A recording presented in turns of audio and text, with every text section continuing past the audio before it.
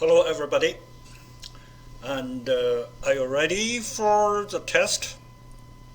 Okay, let's go on.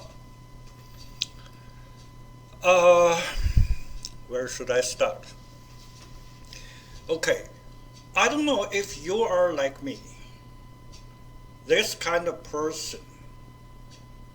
When you do something, you always want to try your best, and you are in a hurry to finish it.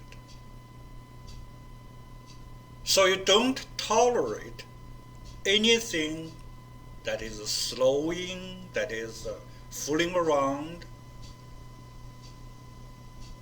that is delaying.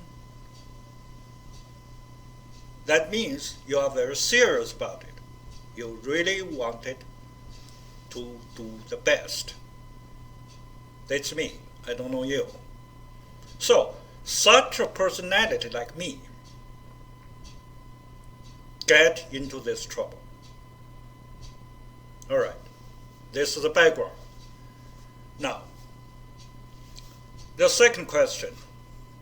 Do you believe you have the brain power to think about almost anything?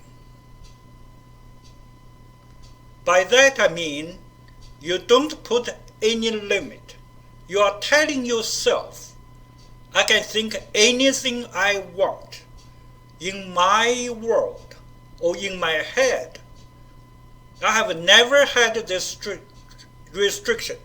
I dare not to think about this.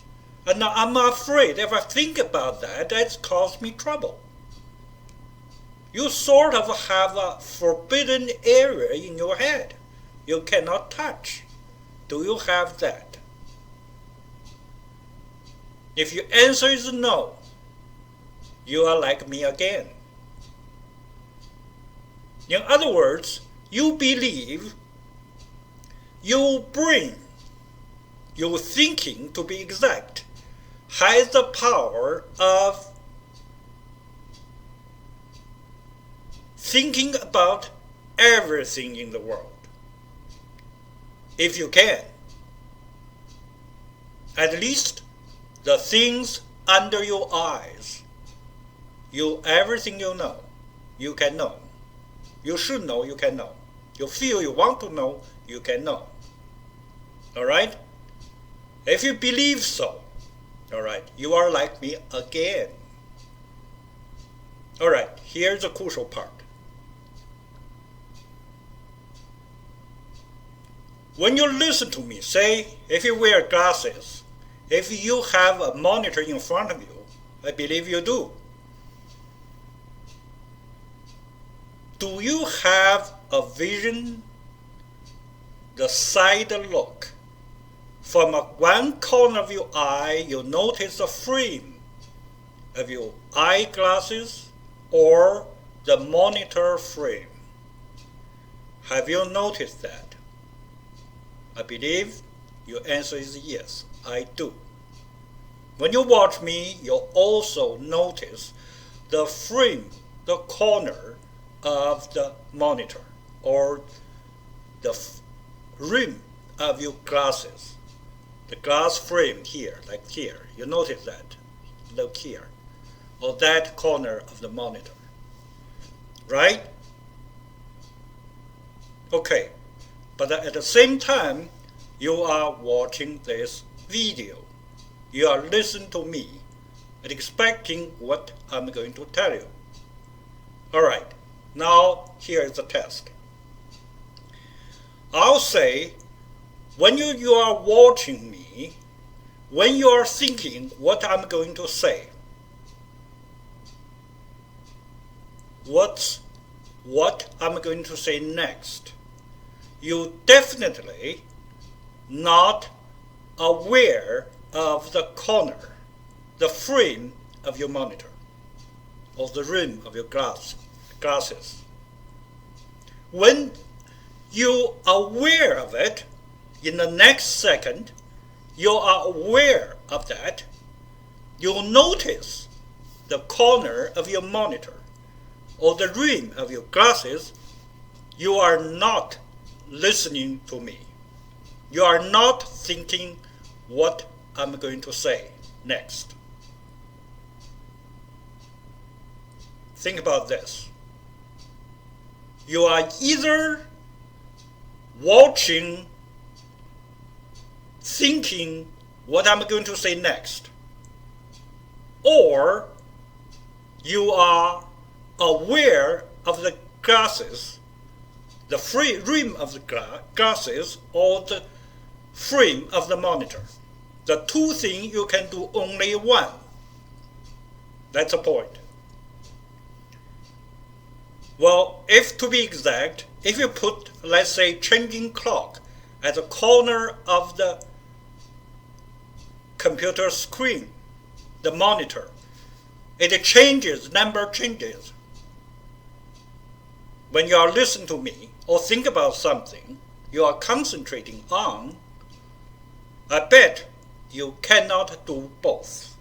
You are either thinking what I'm going to say, or beware of the digital number clock hanging on the corner of the monitor screen. You can only do one thing. Here is a division. When you think what I'm saying, that's called thinking mechanism. When you are aware of what's going on with the frame, with the corner of that clock, it's called consciously aware of the changes. So, if I ask you a question, what are you doing? You answer me, I'm thinking. My question to you is, I'll say you are not thinking. Because you don't know you are thinking. If you know it, you are not thinking. You only can think when you don't know it. That means you are consciously not to be aware of it. So, to be consciously aware of something and thinking about something are two totally different things. They cannot go hand in hand. This is a test. Well, let me tell you the experience. My experience. When I find this out, I cannot concentrate to do anything. When I study and reading the book, think about what the author said, my consciousness immediately alerts me. I'm not aware of the frame of my glasses. When I'm aware of the frame glasses, I'm not thinking about what the author said in the book. See the trouble here? You cannot concentrate to do anything. This lasts in me for half a year before I finally figure out what's the problem. So that's a part I'm afraid you will have too. You think you are smart, your brain can do everything, you can master everything under your eye, you are wrong. When you are thinking, you are not aware of it. You are not consciously notice something. But when you are consciously aware of something, you are not thinking. Two things you can do only one. That is what I call paradox of thinking/consciousness. How do we solve this?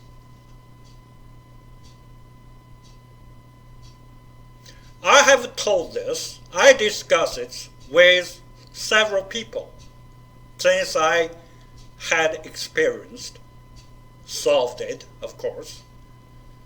They all say that's true.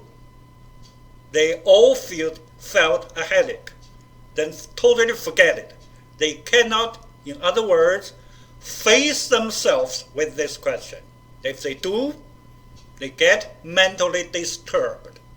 They got like a mental disease. They cannot solve it. So you just choose ignore them. Ignore this fact. But can you ignore it? That's a crucial part.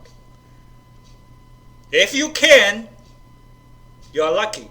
You won't get into trouble.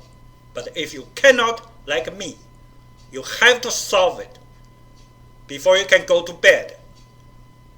Then it will probably destroy everything you are doing till you find the answer. If you can find the answer, finally. But lucky for me, I found the answer. So it didn't kill me. Otherwise, I don't think how I handle it. I just cannot ignore it. All right. Have you tried it? Do you believe me now? You think you are thinking, you are not. When you are not thinking, that is, you are aware of something, that clock, hanging at the corner of the computer frame, monitor frame, you are not thinking. I think you will believe that's true, because I'm not the only person who experienced this. All right, what's the conclusion then? I tell you the part that ignite an explosion of what happened afterwards. From this solution, I developed this new philosophy called Instancology. It's ontology, quote unquote. It's called absolutology.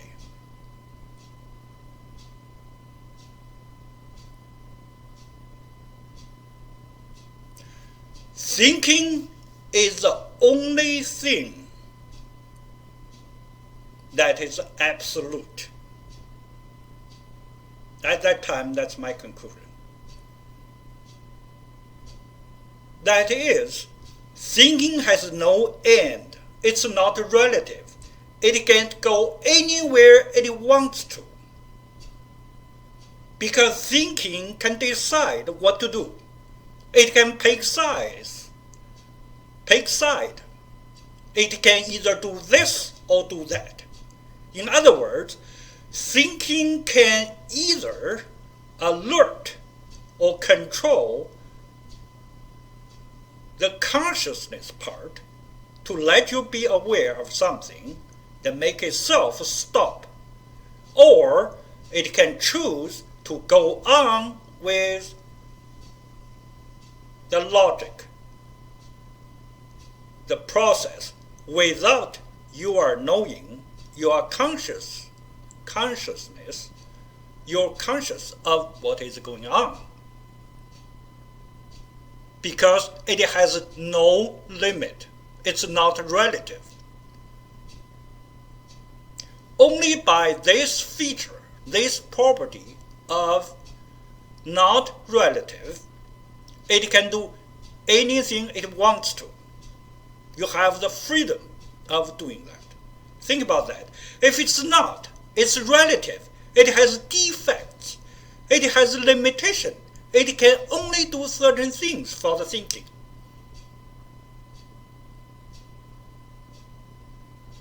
How can it solve this problem or willingly go either way? No. There then must be some corners thinking cannot touch. Right? So it's not logical. It has to be universal. It has to be unlimited.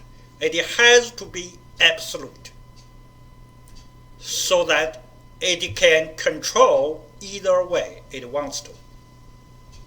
So that's how I discovered absolute, the absolute. From that point on, I know the absolute part of my thinking controls me. Then everything is okay now. I suddenly feel I was elevated to another layer of the world. I have no more trouble anymore. I'm out of it. So can you believe this? Can you do this? Alright, that's a basic story I'm going to tell you. I hope you can feel this too. So either way, you can choose ignore it or think like me. From now on, you'll forget it. Your illness, the mental problem, is cured since this point on. When you know this knowledge helps you to solve the thinking problem, the thinking paradox. Alright, that's basically what I'm going to say to you. Alright, we'll continue next time. See you then. Bye-bye.